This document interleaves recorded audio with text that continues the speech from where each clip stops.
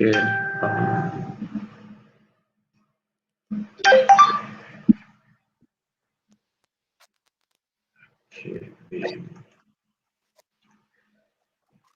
Okay. Good morning, Nigerian youth. We are delighted to welcome you to today's edition of the National Youth Conference Nigeria 2021. The theme of our conference is the Nigerian Youth and 2023. This theme is selected given the fact that in 2023, the Buhari Presidency will come to an end constitutionally.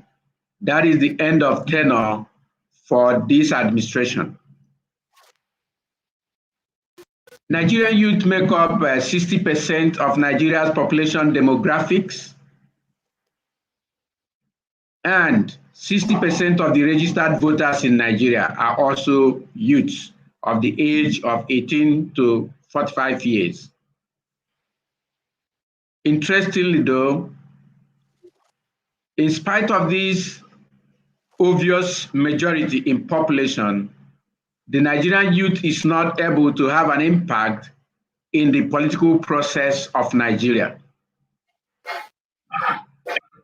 Leadership in the political sphere is controlled by very old men and women, many of whom were young people at independence and at the advent of military rule from July 1966. They were young. They took control of the country's realm of affairs of the country from the ages of 28, 30. The oldest one among them, even at independence, is 42 years. But today, these people's hold on power in Nigeria has made it impossible for the youth they were when they took over to find their space. And this has become worse since the return to democracy in 1999. This is 20 plus years now, and the Nigerian youth is totally disenfranchised, unable to make a contribution that is worthy of a people looking forward to tomorrow.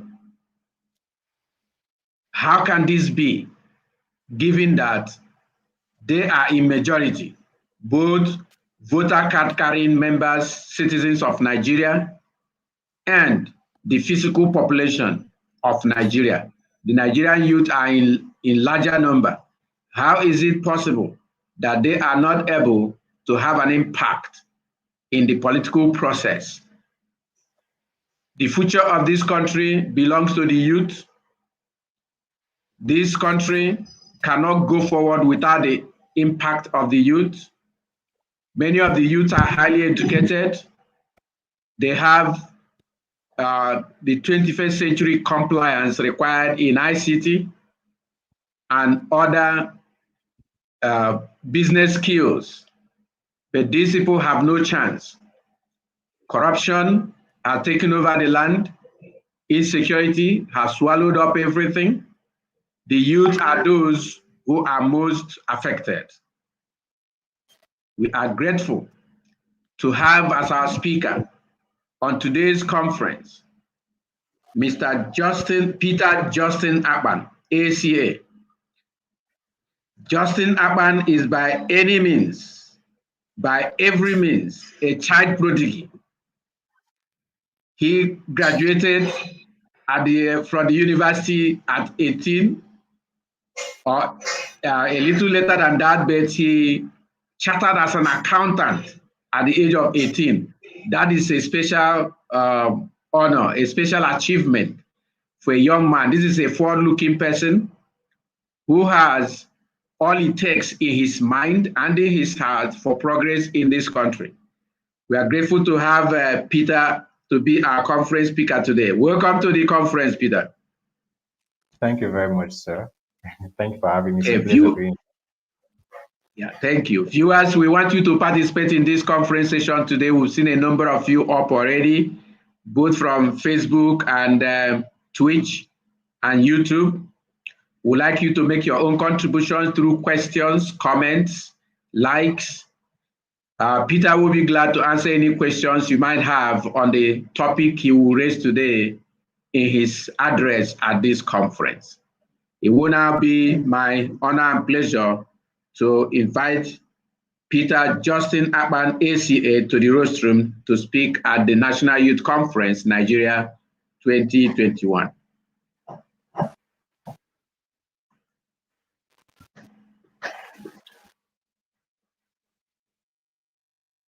Mr. Francis, are you there? Yes, the floor is yours now.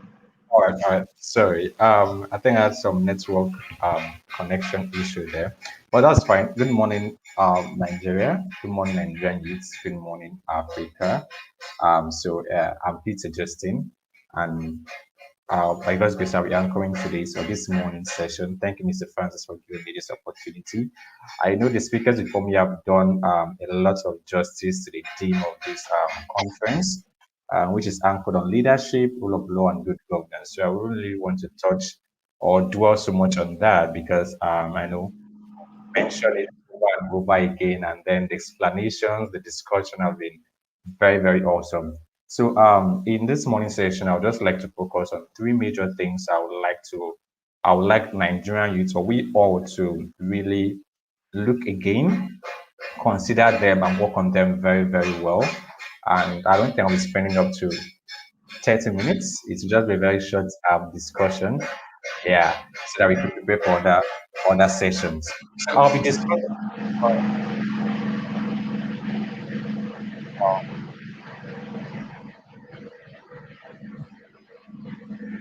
Can you hear me, Mr. Francis? Yes, go ahead. All right. I'll be discussing on three major things. The first one is morality. The second one is effective participation. And then the last one, the spirit of togetherness.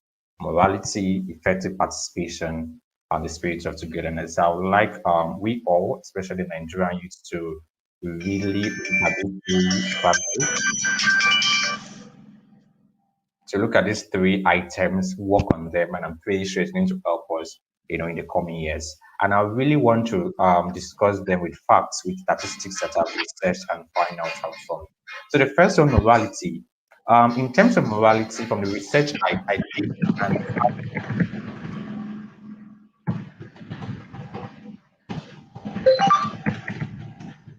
sorry, Mr. Francis. Yes. Mr. Francis, please, I think you may want to meet yourself or something. There are some all right, thank you very much. So, in terms of morality, the first fact or statistic is that Nigeria ranks 31st as one of the most corrupt countries in the world as at 2020, and that's like in a total of 180 countries. So, out of 180 countries in the world, Nigeria ranks 31st as one of the most corrupt countries in the world. And then coming down to West Africa, that's about 18 countries. Nigeria ranks second most corrupt country in West Africa after Guinea-Bissau. And then going up to the region of Africa, which has about 54 countries, Nigeria ranks 13th most corrupt country in Africa. And then about 62% of Nigeria's population is less than 25 years old. That's to say that Nigeria is majorly a very young country in the sense that most part, just like you've said, Mr. Francis, major parts of Nigeria's population are youths, the young people. And why I'm linking corruption or morality to what is it called, population, is that when we think of corruption, some persons just feel corruption is just about the political leaders embezzling public funds for themselves or for their families, and all of that. But there is more to it, when it comes to corruption and morality. Corruption, I say corruption from the grassroots. And a lot of us, if not all of us, are guilty of corruption in one way or the other. Let's say, for example, we go to the bank, and we want to deposit money or withdraw money or something, and we go and see a very long queue in the bank. Instead of some of us or us to, stay on that queue and wait for our turn, Probably we know the cashier or who is the person at the other end, maybe it's a friend, a neighbor, or something. A lot of us want to bypass that process and then move straight to the front of the counter, discuss with the person, carry out our transaction, and off we go. And we think it's fine. We'll be happy. Oh, I have connection. I know someone there, and I think it's fine. But that's corruption if you look at it very well. Now let's go to the villages. When people are fetching water, maybe with borehole or something, and then there's a long queue, and then maybe the person selling the water is your friend, your neighbor, you bypass that queue and go and fetch your water, and then you leave and leave other people in the queue. Let's look at the schools. Some parents, their children probably will not have admission the right way to enter some departments, probably medicine, law and all those prestigious departments and the rest, and their parents really want them to study that. What do they do? If they know the vice chancellor or the head of department or whatsoever, they just pay money, and then they charge in that school. That's corruption. So corruption is not just about public leaders embezzling public funds for themselves. It's in our everyday life, our everyday transaction as a person, as a Nigerian youth, as a father, as a mother, as a son, as a brother, as a sister. And I'm really focusing this corruption in the areas of the Nigerian youth, because some persons feel that if the Nigerian youth should take up leadership positions today or tomorrow, that Nigeria will be better. But I say no to that, because good governance or leadership is not dependent on the age of the people who are ruling, but it's dependent on the type of person and the moral values these people have in them. If tomorrow someone of 35 years or even 40 years becomes Nigeria's president, and that person does not have good moral values in him or her, that person's administration will not be better than Buhari's administration. So it's not just about the age or about who are the leaders. It's about the person. If you look at United States of America that is doing very well, Joe Biden is currently 78 years old. Donald Trump is currently 74 years old. It's just Barack Obama was in his 50s, when he was president, or 50s or even late 40s or something. But the president before him very, very old, and they're doing very, very well.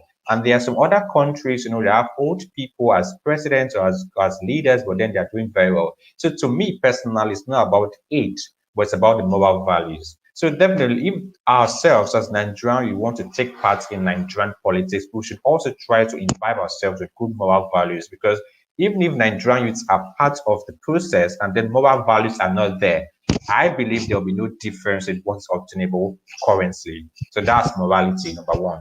The second thing, remember I said I'll just be discussing on 3 items. The second item is effective participation, and based on statistics, Nigeria is the most populous black nation on earth.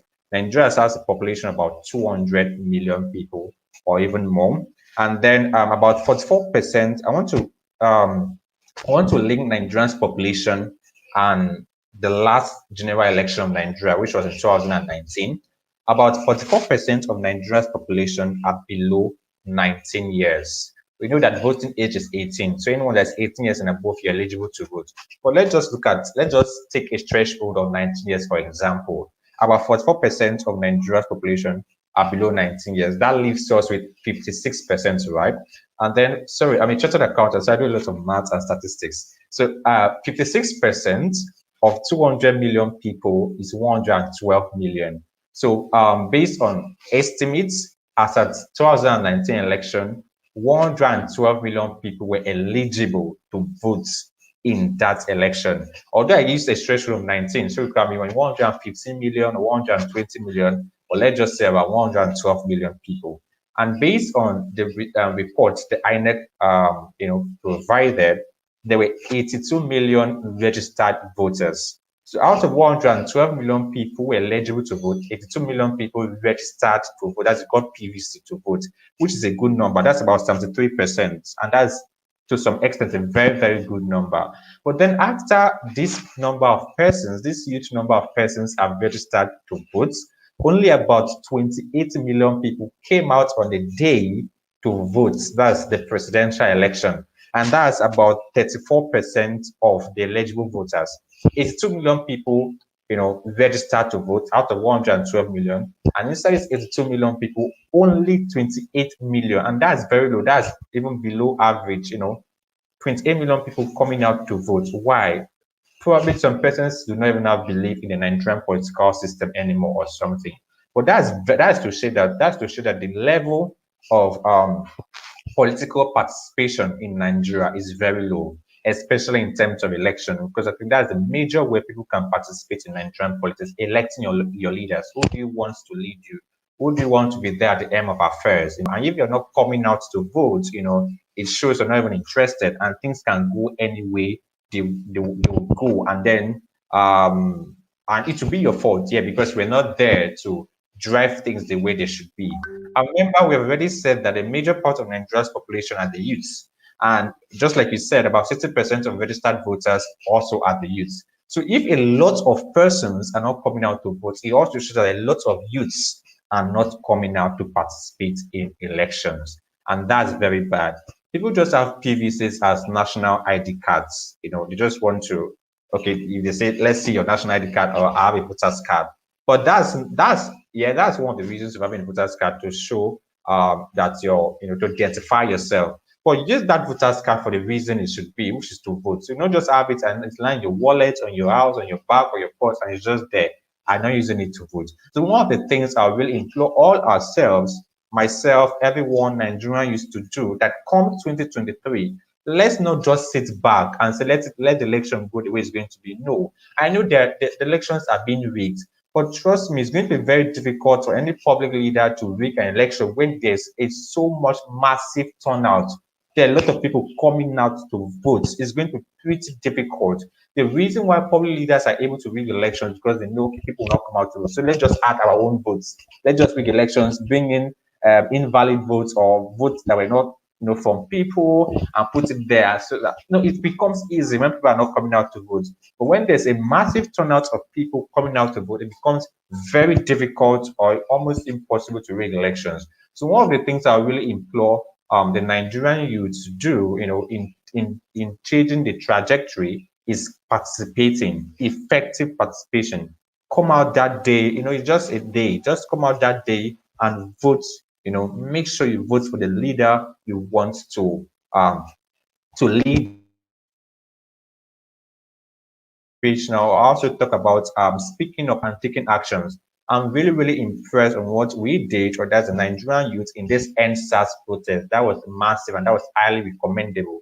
That really showed the government that with the youth, we're not just going to sit back, and allow the government do whatever they want to do and treat us however they want to treat us. This is our country. We were born to this country. We are bona fide citizens of this country. And the leaders are our servants. We are the one electing them. We are even using our taxes to pay them, salaries for them to lead us, governors and all of that. So they are our servants and they are our employees, and we are their employer.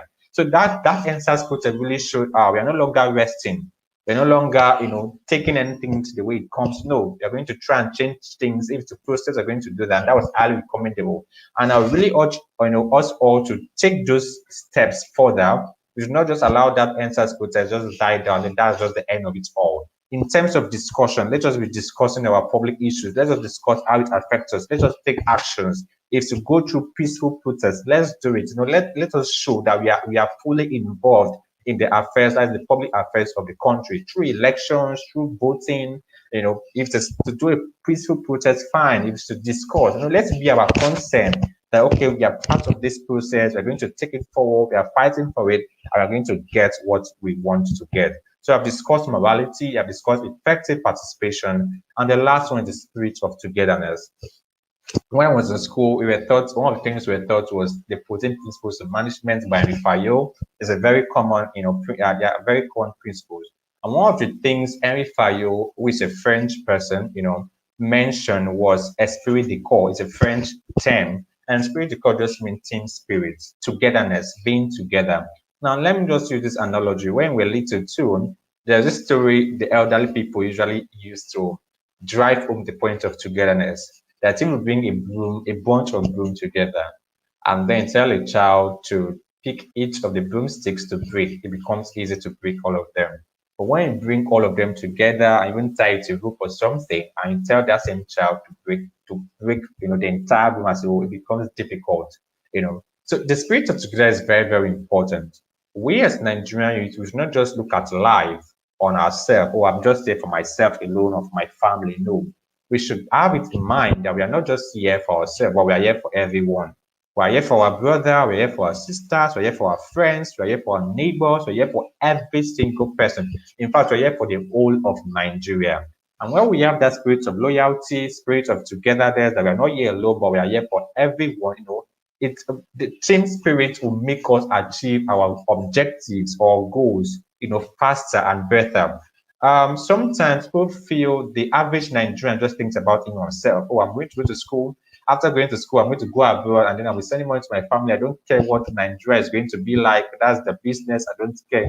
Everyone just wants to think about themselves and their family because they're almost giving up on the system and all of that. But if these foreign countries are looking at the UK, the US, the Canada, if they had that kind of mentality, I don't think their country will be the way it is today.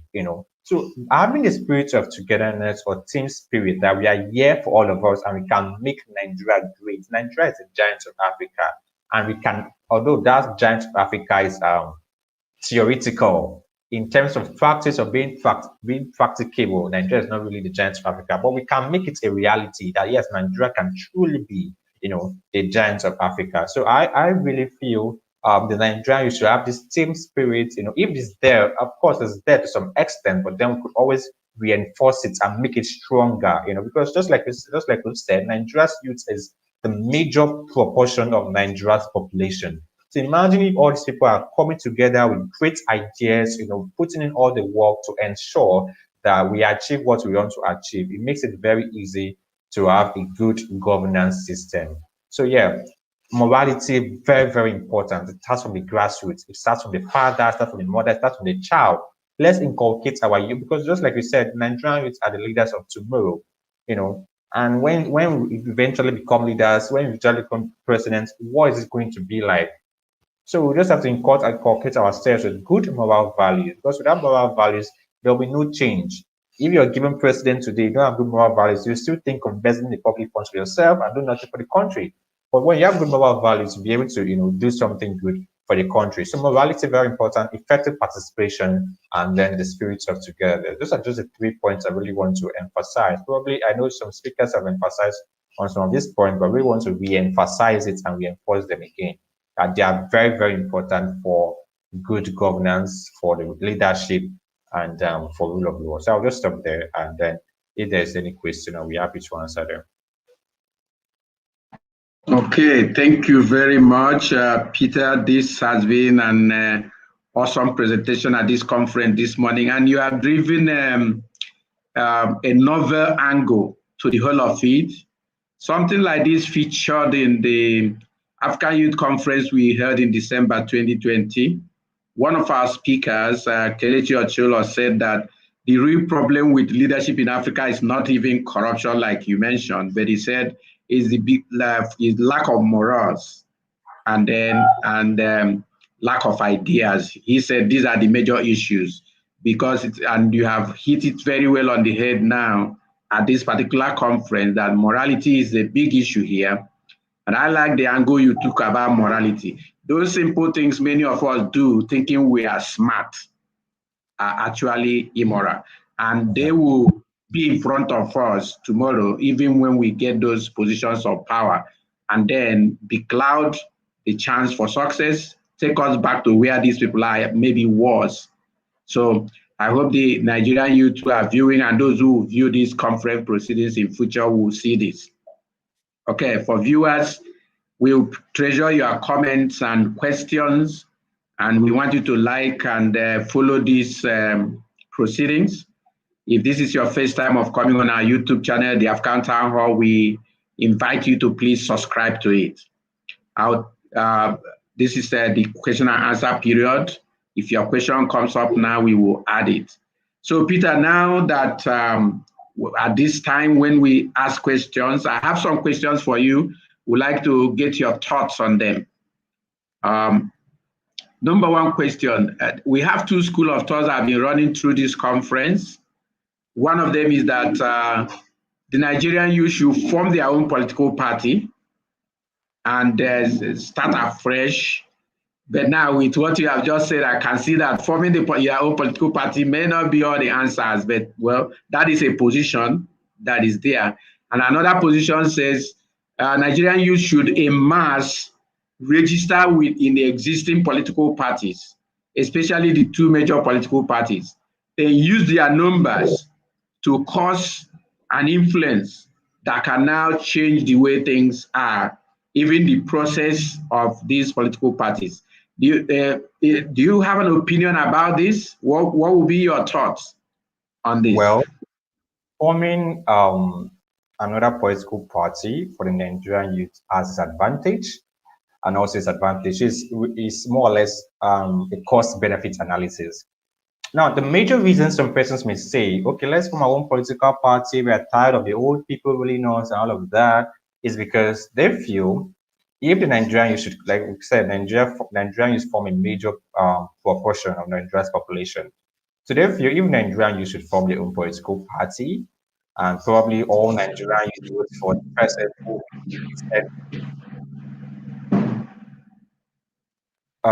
sorry, um, Mr. Francis, please, you want to mute yourself, Sorry about Okay. that. Mhm. Yeah. So people feel if Nigerian youth should form the political parties and all Nigerian youth vote for the person representing the Nigerian youth, definitely that would be a very, very great how will I call it influence in the political election. And probably we have Nigerian youth as a president. But the question is, if we have that if we have a youth as a president or a leader, are things really going to change? That's the question. Will it change? Will the person not only think about himself, about his family, and all of that? Because it's not even far fetched. Let's go back to the university. All of us went to Nigerian universities, and not all of us, but a lot of us went to Nigerian universities. And in these universities, there are departmental associations, right? And there are faculty associations, there's even SUG, the Student Union Government, and all of that. And these people are set responsibilities of promoting welfare of the members of the department or faculty or school, they are government and all of that. They are given funds to do this. What do they we know?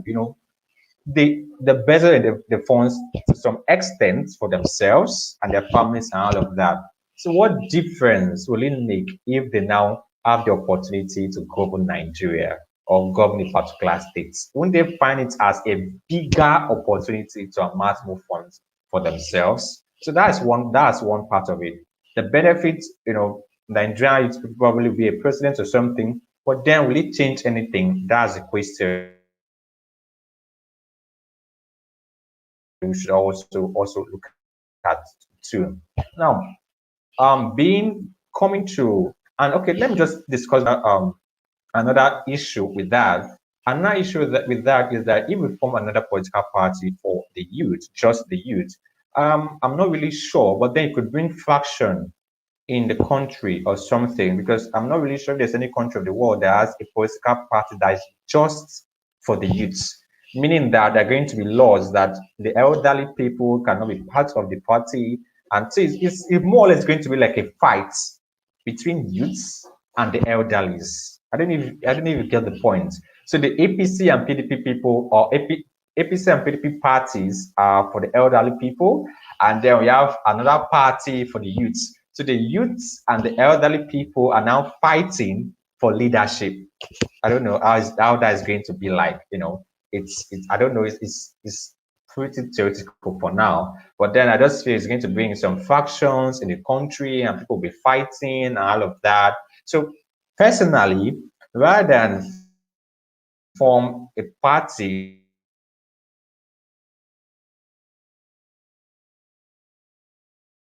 just for the youth, we already have two major parties, PDP, APC. Can you still hear me? Can you still hear me, Mr. Francis?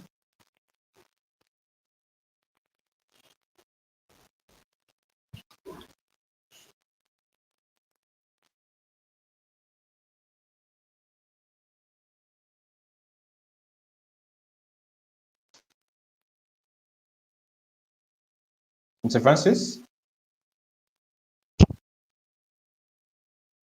Okay, all right, no problem. All right, so I was saying, rather than forming a new political party for the youth, let's just join the two major political parties, APC and PDP. Nigeria is a multi-party system, yes, it is, but then we know the influence of these two major parties are great, and it's almost impossible. It's possible, but it's very difficult for another party to come up, and beat these two parties, especially if a new party does not really have good backing or something. I don't know if you get that. No, this is Nigeria. You have to be practicable. This is Nigeria. This is not the US. This is not be possible. This is Nigeria. We all know this is Nigeria. So PDP, APC are the two major political parties. And there's another issue with the Nigerian mentality. These days, or rather, sometimes people don't even vote for a president or for the person. They vote for the party. Or which of the parties are ruling? PDP, APC, which one will you vote for? Other ones are there. There's them because they just feel they cannot win, it's not possible. So it's just APC or PDP. So personally, I feel the Nigerian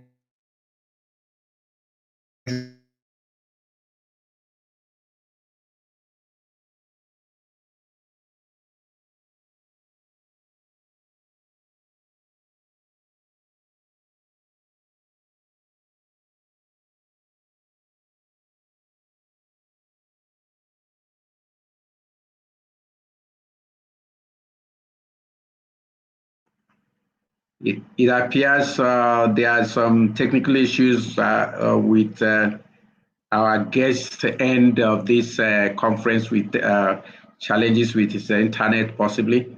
Now, but the issues he has made, which I commend to all Nigerians, is that the issue is not about political parties. This at the center of it all is the people, the human beings involved, each person.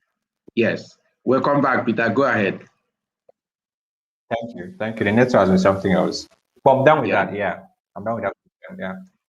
Okay. So thank you. And I think the point you have made here is very clear. The real onion, the real ground norm, as lawyers would say, I'm not a lawyer. The real ground norm is the moral background of each person, not the political party, whether they're forming a new one or joining the existing one. Then, according to you, joining the existing one has its merits because Nigerians naturally vote along party lines.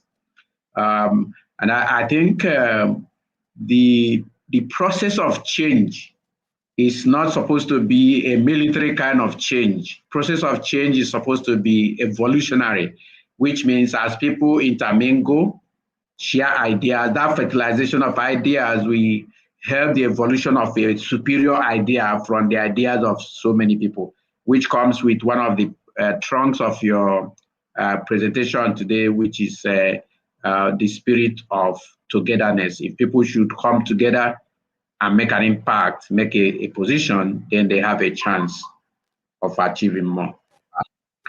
Okay, so the next question I'd like you to help us with is looking at the condition. Yes. Yes.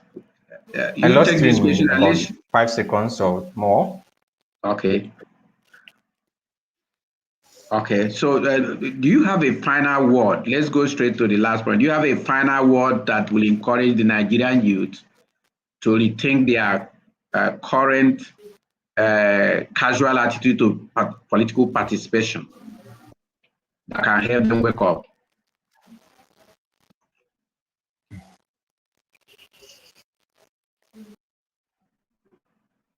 I think Justin is still having these struggles with the internet at that end. But I think the point the young man has made starts out very clearly.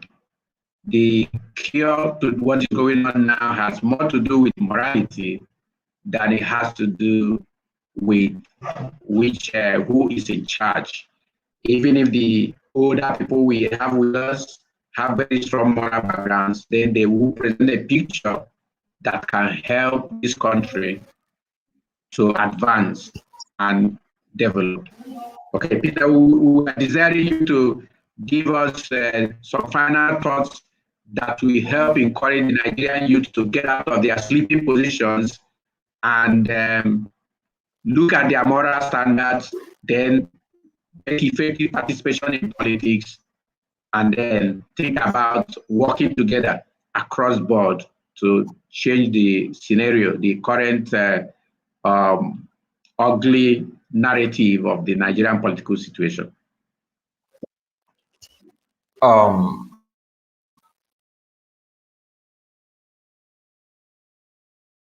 Mr. Francis, I didn't really final thoughts, right?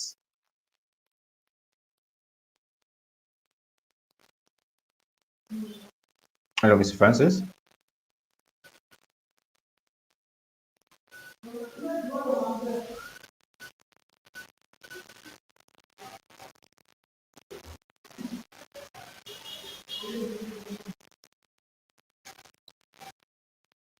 Sorry, Mr. Francis. You're muted. Yes. You are muted. Okay, yes, okay. I can hear you. Sorry, you're asking my final thoughts, right? Yes. All right. So basically, I feel from my own personal perspective, if the Nigerian youths can wake up, because Nigeria has a lot of resources, if we look at it, both natural resources and human capital. The Nigerians are really, really hardworking people, hardworking sets of people. I doubt it if the Americans or the white people are even as hardworking as we are. Nigerians are extremely hardworking. So in terms of human capital, we have it. In terms of natural resources, we have it. We have almost everything to become the biggest or the greatest country in the world. Irrespective of these resources, both natural and human resources, we are still lacking far behind. It's appalling, extremely appalling. And the major reason for this is the governance. Definitely, if there's anything wrong at the top, the entire system will fall. If there's anything wrong with the human brain or with the head, the entire system, the entire human body or human system, is useless or how will I call it? It's not won't be functional. So the top, which is the leadership, is very, very, very important and very, very, very key. And for the Nigerian youth, definitely we are the leaders of tomorrow, and definitely we are going to be in the aim of affairs tomorrow. But the question now is, when we are at the aim of affairs, what change are we going to do? What will be the new trajectory? What will be the new development, positive developments are going to be bringing in, into the society or into the country and all of that. And we really need to work on ourselves first before working in the country. Work on yourself first before working or changing or doing whatever you want to do in the country. And I've highlighted three things. Morality, that's extremely key. If you're not a good person, you cannot rule well, or cannot rule to the betterment of everyone. If you're not selfless, you cannot be a leader, because leadership is service. You have to think about others first before thinking about yourself. So morality is very, very important. Being effectively participating effectively, in leadership is very, very important. And then having the spirit of togetherness, that you're not just here for yourself, you're here for everyone around you, is very, very key. So this will be my last words, for the Nigerian youth come 2023.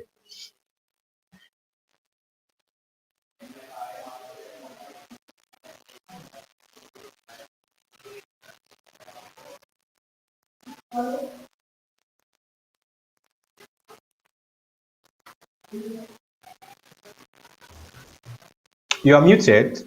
Please check. You're muted. Thank you. Thank you, viewers. This has been a very great opportunity to be in this studio with Peter. Peter is an outstanding young man, and if you have listened to him, you will know that he has got the idea, a novel idea that we have not pursued very seriously, which after speaking with him today, it is clear to me that this is the path. It is not just about grabbing the political power for the youth, it is important that the youth are coming with the right kind of mindset.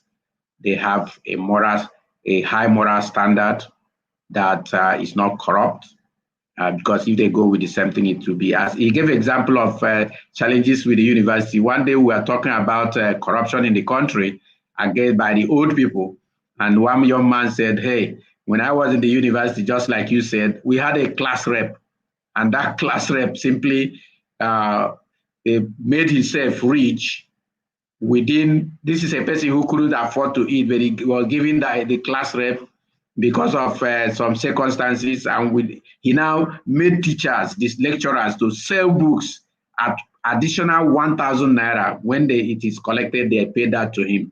And within the first year of being a class rep, he bought a car.